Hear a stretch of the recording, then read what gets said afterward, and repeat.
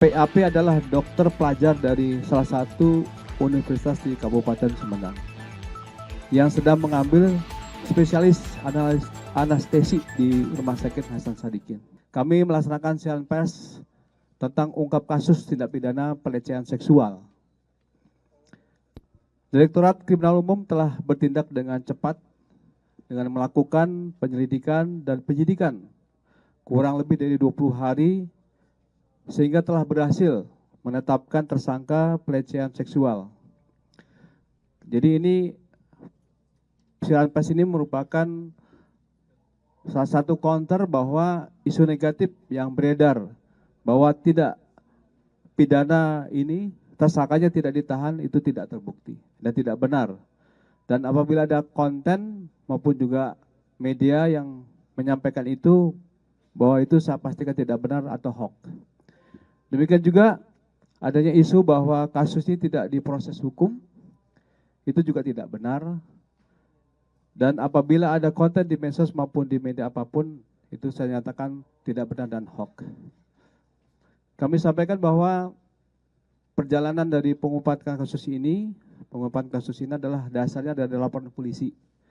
Nomor LPB 124 3 Romawi 2025 SPKT Polda Jabar pada tanggal 18 Maret 2025. Ya.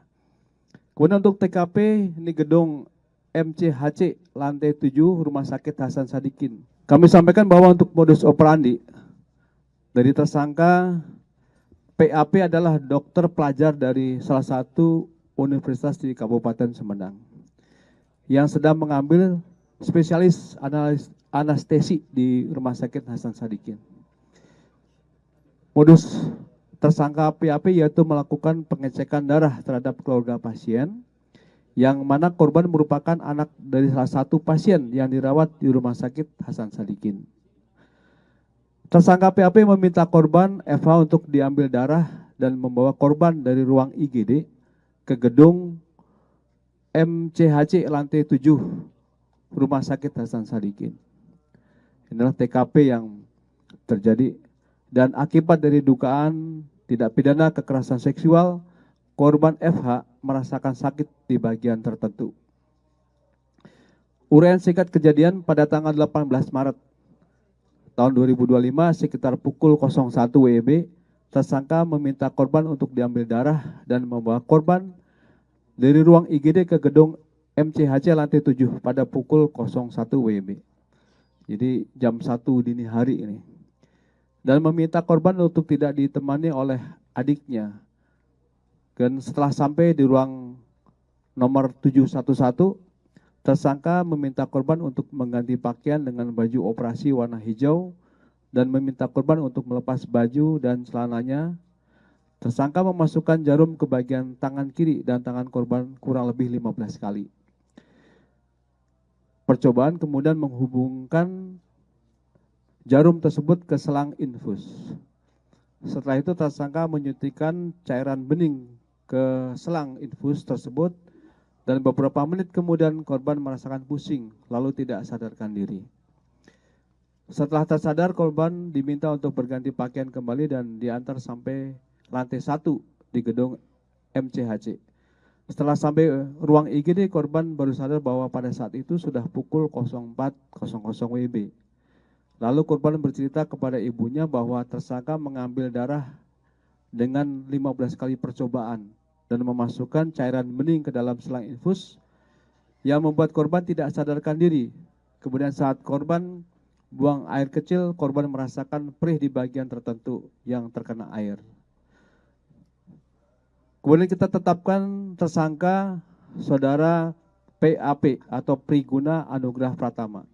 Pekerjaan dokter pelajar yang sedang mengambil spesialis anestesis di Rumah Sakit Hasan Sadikin. Alamatnya Kota Pontianak, ini sesuai dengan KTP, dan Kota Bandung tempat tinggal saatnya ini. Kemudian korban atas nama inisial saudari FH, pekerjaan karyawan swasta. Alamat Kota Bandung.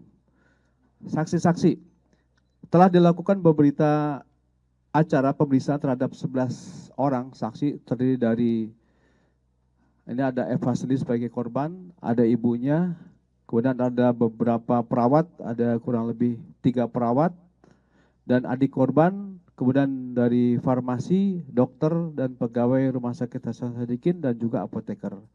Dan Ditkrimsus juga akan meminta keterangan ahli untuk mendukung proses penyidikan ini. Kemudian dari hasil penyelidikan dan penyidikan ini, kita telah mengamankan barang bukti yang sudah tergelar di depan kami ini. Ya. Ini terdiri dari 2 buah infus full set, kemudian 2 buah sarung tangan, 7 buah suntikan. Ya. Ini ada lengkap semua di sini. Kemudian 12 buah jarum suntik, 1 buah kondom, 2 buah obat merek Propofol, ya, 2 buah obat merek Mitadif, Midazolam HCI, kemudian 2 buah obat merek Fentanyl Citracid, kemudian 1 buah obat merek Rocuronium Bromide, ya, dan sebagainya, ya. Dan ini ada terakhir yang ada di data kami adalah 1 buah baju lengan panjang warna hitam dan 1 buah celana panjang warna putih dengan corak warna hitam. Kemudian untuk undang-undang dan pasal yang kita tetapkan, Direktur Umum Polda Jabar telah menetapkan untuk pasalnya adalah pasal 6C Undang-Undang Nomor 12 Tahun 2022, yaitu tentang tindak pidana kekerasan seksual. Adapun ancaman hukumannya dipidana dengan pidana penjara paling lama adalah 12 tahun.